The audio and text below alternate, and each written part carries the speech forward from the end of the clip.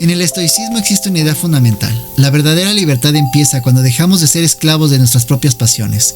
Y pocas pasiones son tan seductoras y al mismo tiempo tan destructivas como el ego.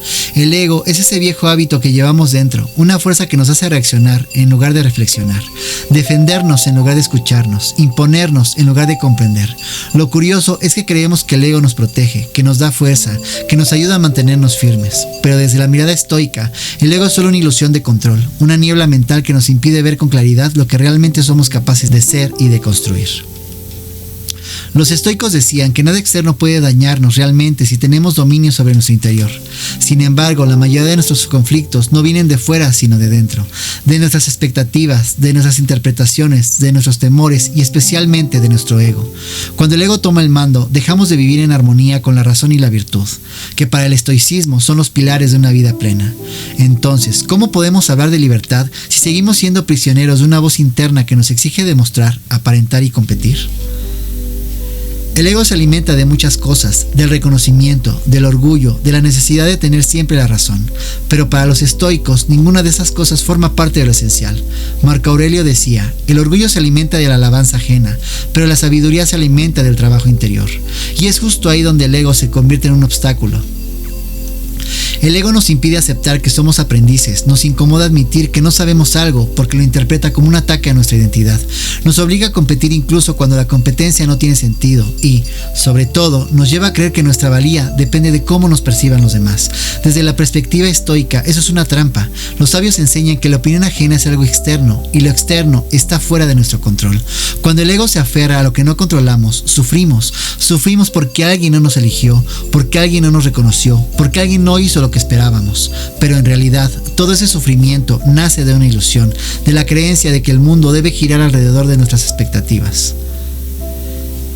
El ego también distorsiona nuestra relación con las emociones. Epicteto decía que no son las cosas las que nos afectan, sino nuestra opinión sobre ellas. El ego no solo opina, exagera, dramatiza, magnifica, convierte una crítica en un ataque personal, convierte un desacuerdo en una ofensa, convierte un error en una amenaza, y en ese estado reaccionamos desde la impulsividad y no desde la razón, alimentando una espiral de tensión que nos aleja de la serenidad interior que tanto defendían los estoicos. Para ellos, la virtud más elevada era el autocontrol, pero el ego odia el autocontrol, quiere respuestas rápidas, quiere victorias inmediatas, quiere reconocimiento constante y cuando no lo obtiene nos hace sentir insuficientes. El estoicismo, en cambio, nos enseña a observar esa sensación, a no dejarnos dominar por ella, a comprender que aquello que el ego teme perder no es realmente nuestro. Otra expresión del ego es la necesidad de ganar siempre, ganar discusiones, ganar posiciones, ganar prestigio. Sin embargo, los estoicos enseñan que no existe mayor derrota que perder la calma. Si una discusión te quita la paz, ya perdiste, aunque tus palabras hayan sido más inteligentes que las de la otra persona. Si una situación te provoca ira, no ganaste nada, aunque tengas toda la razón. Si tu orgullo te impide pedir perdón, el ego ganó, pero no tú.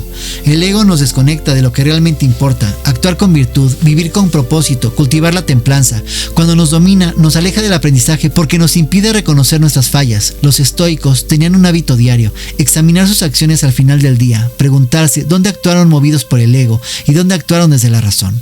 Este ejercicio les permitía entenderse con honestidad sin justificarse, sin maquillarse, sin poner excusas.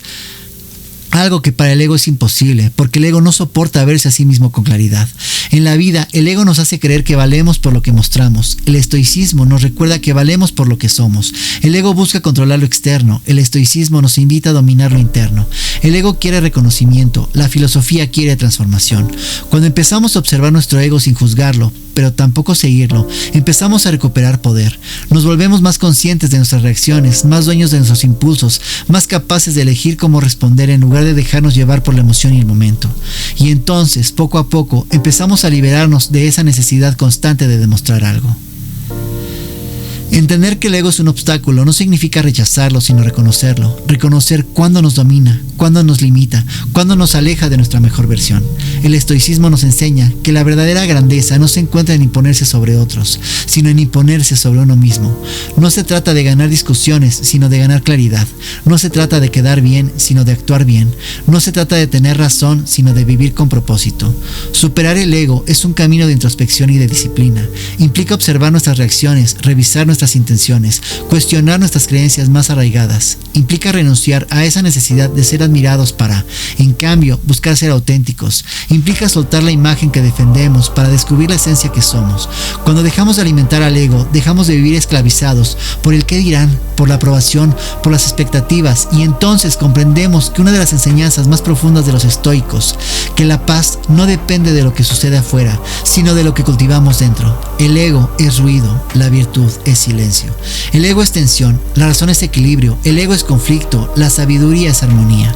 Y así, el día en que aprendemos a ver el ego como un obstáculo, empezamos a liberarnos de él. Y es ese, quizá, el primer paso para vivir una vida verdaderamente estoica, una vida en la que nos gobernamos a nosotros mismos, una vida guiada por la virtud, la serenidad y la conciencia, una vida donde dejamos de reaccionar y empezamos a elegir.